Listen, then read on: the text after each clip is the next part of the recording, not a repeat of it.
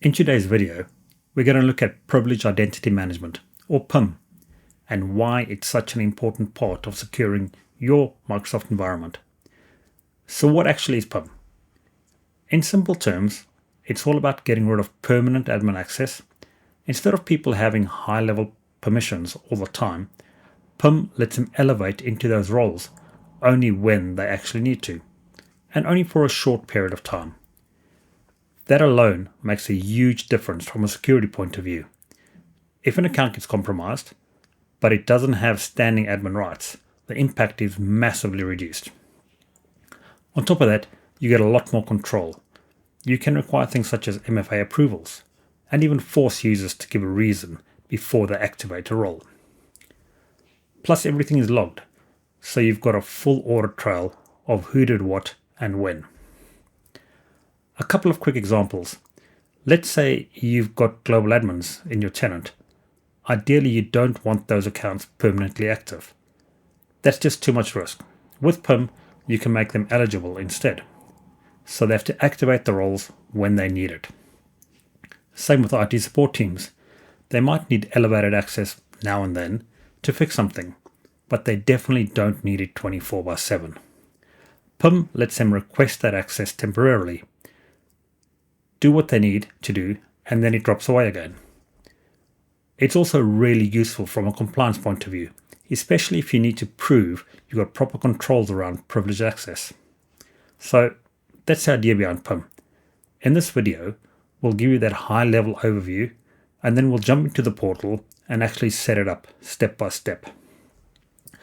Let's jump in the portal, let's see what we can do.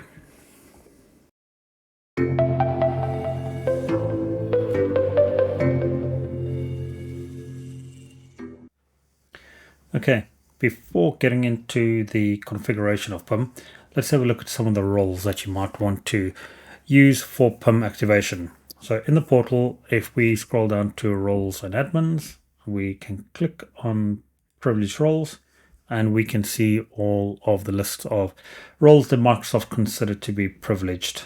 Starting with AI admin, going all the way through, you have the global admins, you have the compliance admins, security admins, etc. So for our example, we will click on security admin. Next step, what you want to do before assigning the role, let's have a look at settings.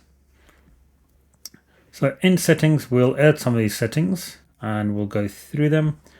The first one under activation is that duration that you want to set. So you can configure PIM so the person has access to that role for as little as half an hour all the way up to 24 hours.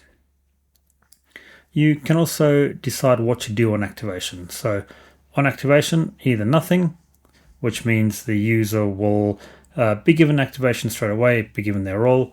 You can have configure Azure MFA. So if a user hasn't signed in with MFA, they're then triggered to use MFA to elevate their role, or you can use Microsoft Entra conditional access authentication context. So for that, think of it as an additional context threat, an additional conditional access option you can have. So for example, a user signs in with normal MFA, so with the authenticator app on their phone, get into the account.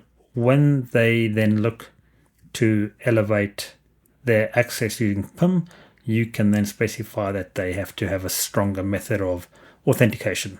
So think of something like a passkey or a hardware token, something like that. Towards the bottom, we can see that you can specify a user has to have justification on activation. You can require that sort of ticket information on activation, and then also require approval.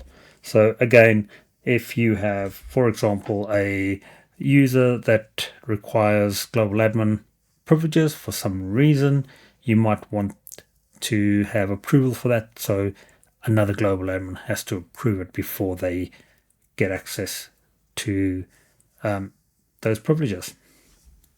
Going on to assignments, we can see a couple of options here. The first one is having a user have permanent eligibility to a role. The second one is having permanent active assignments. So the user will be permanently assigned that role. Again, some additional MFA at the bottom, and then also justification. Finally, going on to notifications, you can specify users that are notified when a member is assigned eligible to a role. So you can specify that all other admins get an email, or you can specify an email address yourself. Some of the other notifications you can have is to send notification when members are assigned. So when they're assigned a role and that becomes active. And you can also have notifications when eligible members activate the role. So when they're going to PIM and activate the role, you can then specify that users are alerted. Okay, so if we go back, let's go back to activation. Assignments, that's fine. Let's leave settings for now. What I'll do is go back one step, go back into security admins, and I will assign it to my account.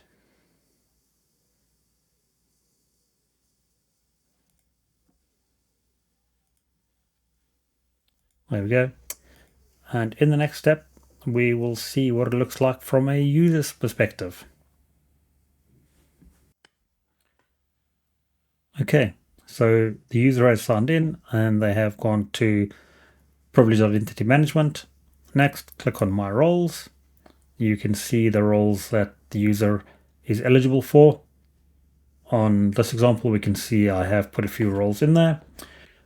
We'll click on Activate. We can see that you do have a custom time. The user can also change the duration that they need access to. So for example, if they're just making a small change, they might want to specify that they're only going to be needing the role for about an hour or a limited period of time. And then you can see you have your justification area. So let's just say adding new user to IT group and activate. You will see it go through the activation stage. So there are 3 stages: processing, validating, activating, and that's it. It should all be done. We'll quickly go in just to make sure that those roles have been activated, and in there we can see all the roles that are currently activated with the user. The user can also go in and deactivate their role. I think they need to be active for about 2 minutes before they can deactivate it. But in this example, we can deactivate global admin. We'll click on that. Again, it'll go through a couple of stages. And when that's complete, the role will be deactivated for the user.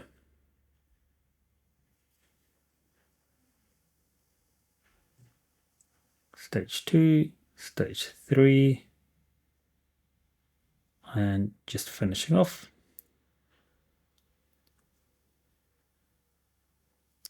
There we go. We'll have a look what's currently active, and we can see the active status, and we can see the eligible status. So that's a wrap on privileged identity management. Hopefully that's given you a solid understanding of not just what PIM is, but how to actually start using it in your own environment, from setting up a role eligibility, configuring policies, and managing access properly. If there's one takeaway, it's this: reducing standard privileges is one of the simplest but most effective things you can do to improve your security posture. And PIM makes that a lot easier to implement. Thanks for watching, and I'll see you in the next video.